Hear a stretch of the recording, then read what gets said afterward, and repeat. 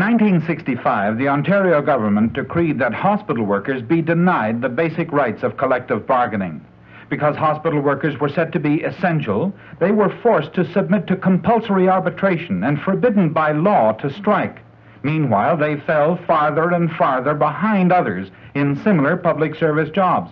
By 1973, hospital workers were Ontario's working poor.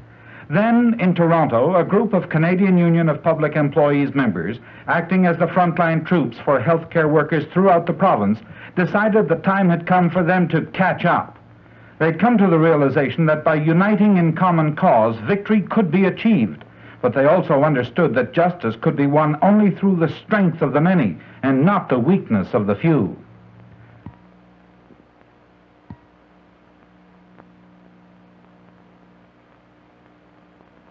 It was not an easy road. The initial phase was the hardest. Hospital locals throughout Metro were contacted. Meetings were held, committees formed, action initiated. There were many roadblocks in the way of getting a better deal. The province had slapped a 7.9% budget ceiling on hospital expenditures. The constant threat of compulsory arbitration was still there, and bargaining was still on a hospital-by-hospital basis. In 1973, the average pay for a cleaner in a Metro hospital was $1.14 an hour less than his counterpart in a Toronto school. 8 years of inadequate arbitration settlements had pushed hospital workers to the wall. It would be a fight to the finish. They knew they had nothing to lose. Now was the time for action, and Toronto was the place. The public must be told of the way these employees were treated. They must also be told that this time hospital workers would not stand by and wait for the usual paltry handout from a provincially appointed mediator. And most important, the people who pay for and use the hospitals must know about the plight of hospital workers. The catch-up theme caught on, and the story of how people live on hospital workers' wages was told. The word was out. Something must be done. Toronto City Council agreed, so did the Ontario Medical Association, and the teachers, nurses, interns, Metro Labour Council all urged that this must be the year of the catch-up. But in the end, it was still up to the workers and the union. We have an administrator who's made the statement when asked, well, for God's sakes, you know, why don't you give the hospital workers more money? He said, well, they're just living beyond their means. That's the only way they're trouble. They're just living beyond their means. It's quite possible that you should have been the leadership in these strikes many, many years ago. But that's past history. You're now on the doorstep of making the most direct attack that has ever been made by hospital workers on the institutions that control you and that you work for every day. Now, the position we are is the situation of money. Our pay, compared with the cost of living, it's very low. Why? Much very low. How come? Well, the cost of living it go up almost between the 2 years about 40% over. And our wages remain the same thing. So we're supposed to have a new contract from the 1st of January of 1974, which up to today we don't agree on a monetary situation. They want to give us a 6%, and the cost of living is one already about 10.5%. Last year and the year before, we buy a loaf of bread for 18 cents, I remember, for 16 cents. Today we pay what? 40, 42 cents a loaf of bread? 40. 40. Or 30. Well, 5. Like 5 or 40. We used to buy a pound of meat before, it's 53. No. Maybe 90 cents a pound. Today, to buy the same meat is $1.40. Another example. And so you remember last year we bought the shoes for you girls, you know, and we paid $3. The same shoes will have to pay $7. Before we get into the present situation, I think I should give you a little background. As Tom said, I'm an RNA in Riverdale Hospital, and I'm the chairman of the CUPE Hospital Committee. And that's a committee made up of the active union people in every CUPE hospital in the Toronto and Metro area. Now, this committee has been in existence for the last 5 years. And at that time, when we first started, we said the committee was formed to find a way of fighting back against two things. And that was the compulsory arbitration, which said that we could not go on strike, and the government's action imposing ceilings on the budgets of our hospitals. And those two factors are the things that are primarily responsible for keeping our wages down at the level they are. You just heard the results of compulsory arbitration. They take a year to make up their mind to give you sweet bugger all. Well, it took us 4 years to get our contract expiry dates close enough together so that we could act as a group. And last round of negotiations was the time. And we said then, right at the very beginning, we will sit down, we will negotiate with our employers, we will go through the same process that every other union goes through, but we will not go to compulsory arbitration. If we have to, we will go recommend to our membership that they take strike action. Well, we went through the process of negotiation. Every one of us did. And we kept getting 7%, 8%, 9% increases on wages. And our objective in negotiation, we said, hospital workers' families are no different from the families of any other public employee. They have to live too. We perform just a valuable service as the municipal employees, as the school board employees, as any other public employee. And we want the same kind of wages. We want to tell the public why we won't accept arbitration. And why it's only local unions who are so cut up that there's no strength in one particular unit, or they're new to the trade union movement like you are, and are not aware enough of what to do, and haven't become involved enough up to this stage to take any different action. Why arbitrations are rejected. To think, I want the public to know that you have been waiting since January of 1973. You've been living on $2.04 an hour, and after all this length of time, you will get the magnificent sum of 52 cents an hour increase by next January. It's just incredible. What do you want? What pleasing you? What do you want your dad to buy you? Typewriter. Eh? Typewriter. You want a typewriter. So do I. You want what? Typewriter. Typewriter. What do you I want? I say typewriter. What do you want, Tina? He'd want a bike to learn how to ride. I want a bike. I want a bike. I want a bike. Okay. I want a bike. I want a bicycle. No. That's what I always wanted. This is it.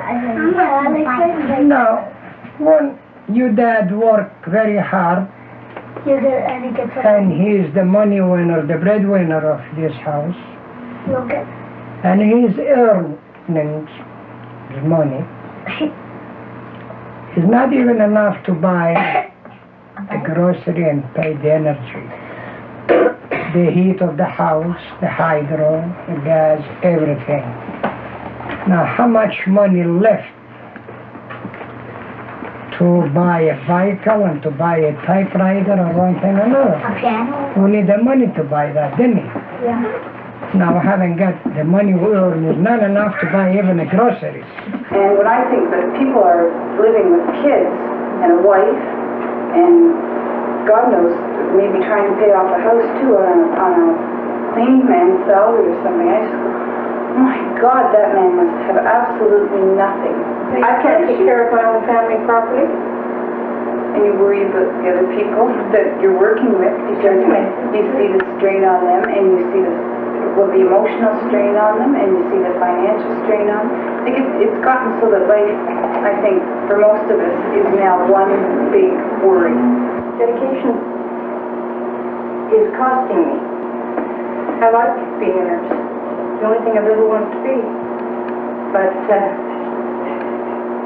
when you try to buy bread with dedication, the patients are suffering. They're sick now. They need adequate care now. And they don't get it. They're not getting it now. And they won't in the future. And they won't unless some changes are made. And in time, there comes a time when you have to take a stand. It's taken me 45 years, but I'm ready. And these girls are lucky they're young. The economic squeeze, along with the government ceilings and the staff shortage and all these ugly things that have happened, that they have bound us together. People are coming out to the meetings in massive. I don't care now. I was always against strike. I've been a conservative all my life. God help me. Oh dear. I have, but I don't care now. I am so angry and so fed up. That's the only way. I'd go on strike tomorrow. Now, what union is the peoples like us. We are the union. We, the working peoples. With the power of the union, which is workers, unite together, all in one hand. We'll get to fight for our freedom, for the rights of what we asking, which is a living wage. And now, as long as we're going to have money, which is not enough to cover our expenses, we'll make up our mind to fight for it together. Our only weapon is a strike. This is the only weapon we can't fight these peoples is a strike. And we're going to strike. We're going to start with a nice way. Strike, strike, strike, strike. This is means the end of it. Now, sisters and brothers, I hear a call for a strike vote. It should be done by secret ballot. The ballots will be distributed. And you will write on it, yes, if you favor a strike, hold on please, no, if you're opposed to the strike. Now, is there any difficulty with that? No, sir. Okay. Will you please distribute the ballot?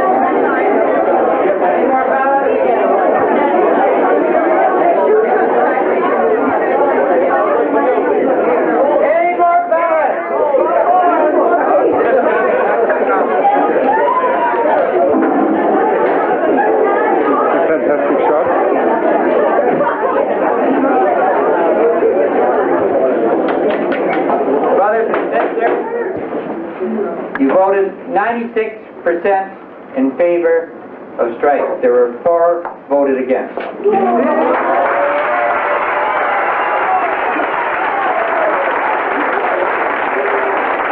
The food that was responsible for making sandwiches and coffee for those on the picket line was Lois Johnson, CSR.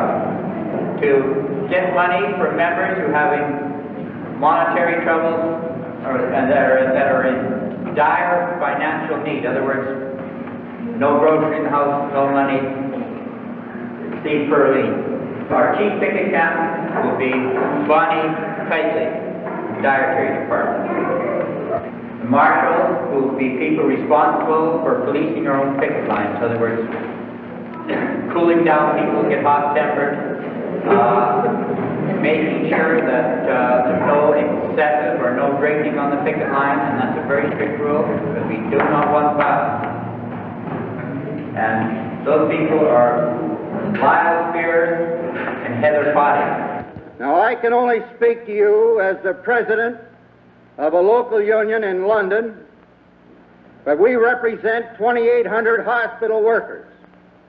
And those hospital workers are in the cities of St. Thomas, Ingersoll, Tillsonburg, Woodstock, Kitchener, Sarnia, and back into London again. And if you take those 2,800 workers belonging to the hospital employers, and you take what we did last Saturday when we called together the chief people in each of those hospitals and spent a whole day in our local union, and we asked a very important question of each other. The question was, we did some soul searching, and the question is, what will we do if we go to Toronto on Thursday of next week and meet with the representatives of the Canadian Union of Public Employees, and they say to us, will you support us and fight for the hospital workers across the province of Ontario? And the question went around the table, and 14 hospital representatives. And you can accept it for what it's worth. My instructions are to tell you that we are going to take a strike vote to back you up on May the 1st.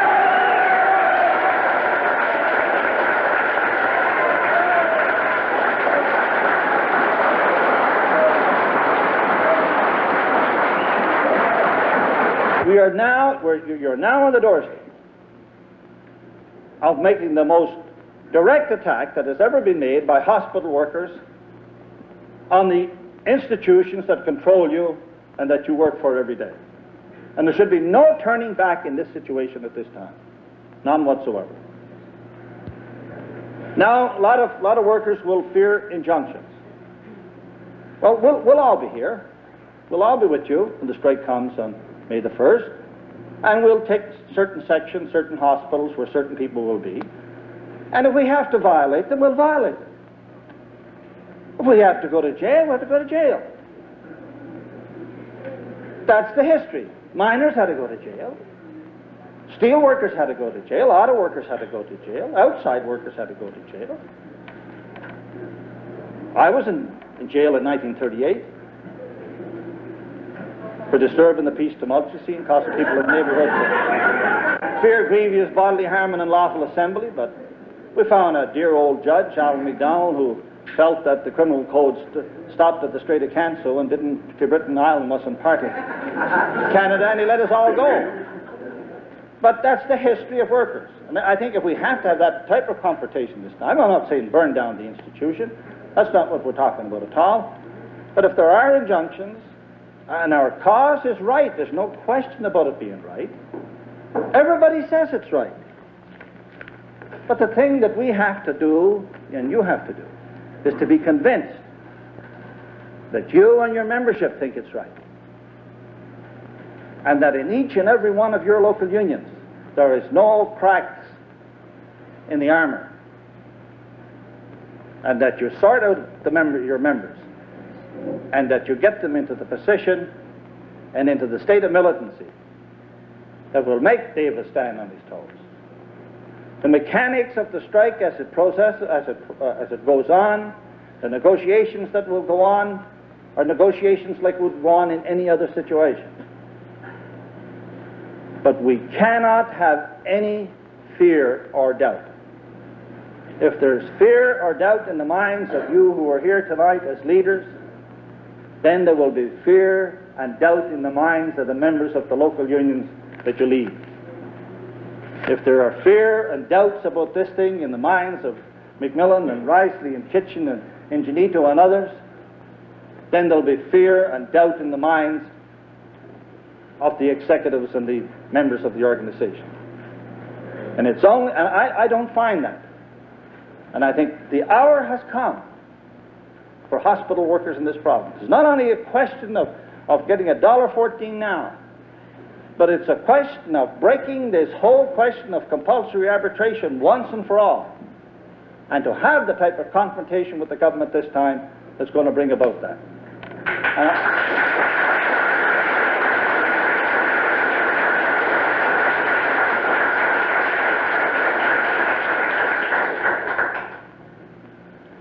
There will be difficulties. There will be people who will be worried about what they're supposed to do. But if the leadership are there, when they are having these doubts, and we'll convince them and we'll show them the truth of the picture, and there'll be some who probably will go into work. There'll be a few. For some obvious reasons, it might be religious, it may be something else. Because it's the first time probably they were ever involved in such a situation. But they can be talked to, and they will be few. The strike will depend on the strength of the many, not the weaknesses of a few. And in every single hospital strike that I have been associated with, it was because of the determination of the officers of the unions and the determination of the membership that brought about the solution. Okay. Dickie has showed up this morning considering the fact that if we can't reach a settlement by tomorrow, his department is withdrawing. That said, he's going back and inform his principals that there's no negotiated agreement. Okay, so that still leaves, in my opinion at least, the ball in management's court.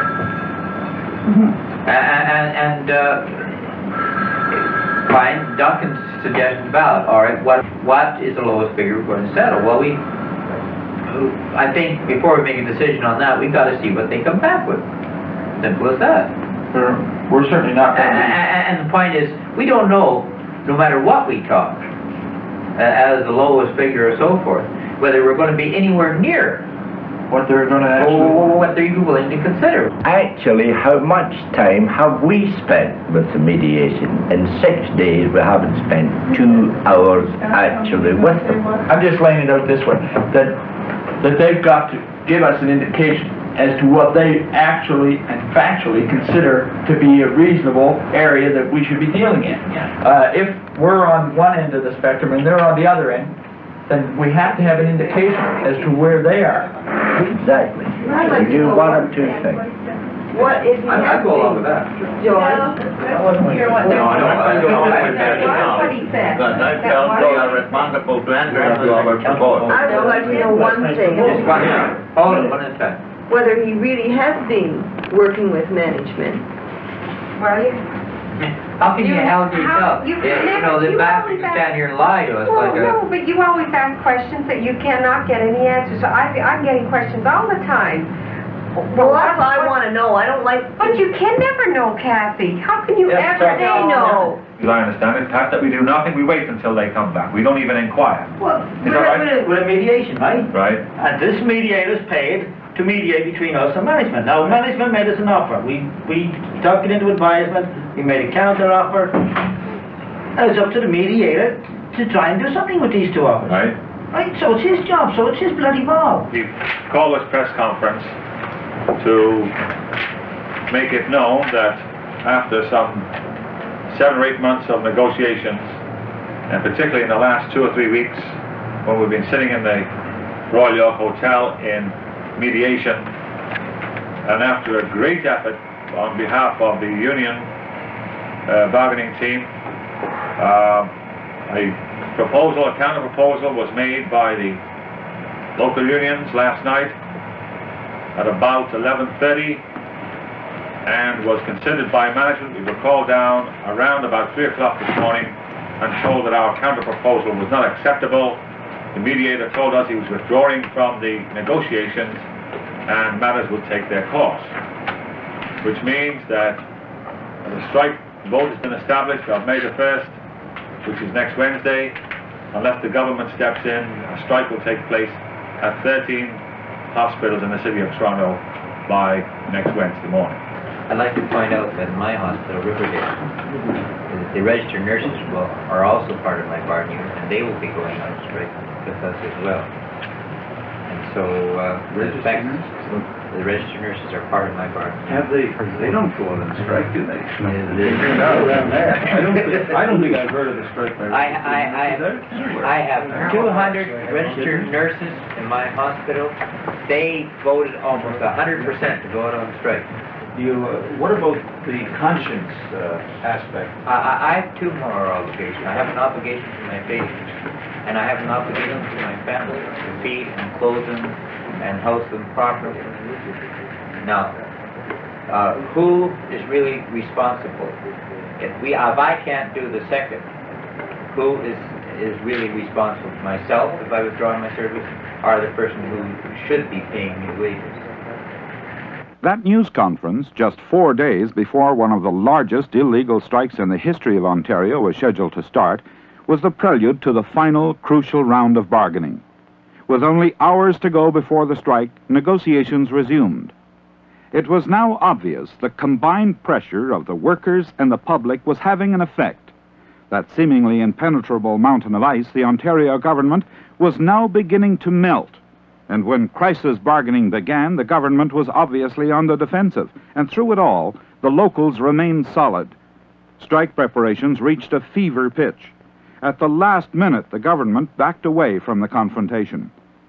The funds needed to meet the employees' demands suddenly appeared. Early on the morning of May 1st, just a few hours before the strike was set to begin, a tentative agreement was reached. The tentative agreement has been reached in the dispute involving Toronto Metro Hospitals and Canadian Union of Public Employees. A memorandum is being prepared for signatures and ratification purposes. It will set an example for hospital workers throughout the province to take the same approach that we have, a militant but restrained approach to negotiations, one which will bring eventually, and soon I hope, hospital workers up to the same wage levels and working conditions as other employees in the public sphere. And so the battle for Toronto hospital workers was over, but the war for the province's thousands of underpaid workers was just beginning. The Toronto victory had shown conclusively that in direct face-to-face bargaining without resorting to compulsory arbitration and under the threat of strike action, hospital workers can reach their goals. The example 6,000 Toronto workers set has echoed throughout the province. An extra $100 million will be spent to upgrade the wages of healthcare employees extracted from the provincial government by the actions of Toronto workers. A new sense of militancy is evident. People are speaking out. Healthcare workers made their case. This is the start of a new era for hospital and healthcare workers in Ontario. Touch your brothers and your sisters with a warm extended hand. And think about the future that we want to pass along. And think about this Canada and what it could become.